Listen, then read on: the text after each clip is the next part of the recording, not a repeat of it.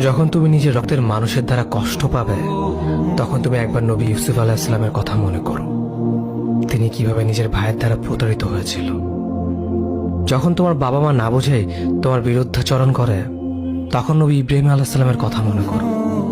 তার বাবা তাকে আগুনে নিক্ষেপ করায় ভূমিকা রেখেছিল। যখন তুমি সমস্যা থেকে পরিত্রাণের জন্য কোনো পথ পাবে না, তখন ইউনুস আলাইহিস সালামের কথা ভেবো। তিনি কতটা সময় তিমি মাছের পেটে আটকা পড়েছিল। যখন তোমার নামে কেউ মিথ্যা অপবাদ ছড়িয়ে দেবে, তখন মা আয়েশা রাদিয়াল্লাহু আনহার কথা মনে করো। তার নামে পুরো শহর জুড়ে কুৎসা রচনা করা হয়েছিল। যখন তুমি অসুস্থ ব্যথার যন্ত্রণায় কাতরাতে থাকো, তখন নবী আইয়ুব আলাইহিস সালামের কথা ভেবো। তিনি ভয়ঙ্কর এক ভাইরাসজনিত রোগে আক্রান্ত হয়ে তোমার থেকে বেশি কষ্ট পেয়েছিল। যখন তুমি দিনের কোনো বিধান নীতিতে যুক্তি খুঁজে পাও না, তখন নবী নূহ আলাইহিস সালামের কথা ভেবো। তিনি কোনো প্রশ্ন ছাড়াই মরুভূমিতে নৌকা তৈরি করেছিল।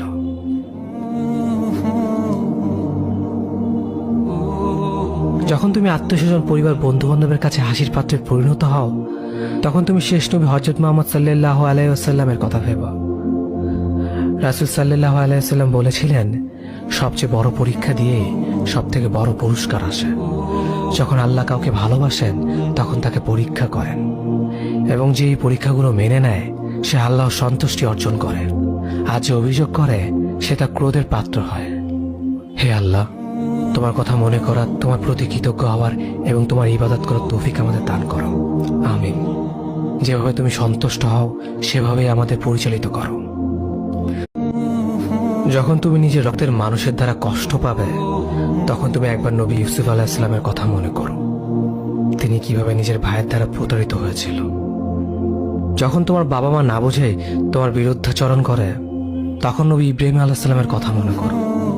তার বাবা তাকে আগুনে নিক্ষেপ করায় ভূমিকা রেখেছিল। যখন তুমি সমস্যা থেকে পরিত্রাণের জন্য কোনো পথ পাবে না, তখন ইউনুস আলাইহিস সালামের কথা ভেবো। তিনি কতটা সময় তিমি মাছের পেটে আটকা পড়েছিল। যখন তোমার নামে কেউ মিথ্যা অপবাদ ছড়িয়ে দেবে, তখন মা আয়েশা রাদিয়াল্লাহু আনহার কথা মনে করো।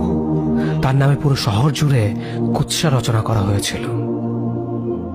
যখন তুমি অসুস্থ ব্যথার যন্ত্রণায় কাতরাতে থাকো, তখন নবী আইয়ুব আলাইহিস সালামের কথা ভেবো। তিনি ভয়ঙ্কর এক ভাইরাসজনিত রোগে আক্রান্ত হয়ে তোমার থেকে বেশি কষ্ট পেয়েছিল। যখন তুমি দিনের কোনো বিধান নীতিতে যুক্তি খুঁজে পাও না, তখন নবী নূহ আলাইহিস সালামের কথা ভেবো। তিনি কোনো প্রশ্ন ছাড়াই মরুভূমিতে নৌকা তৈরি করেছিল।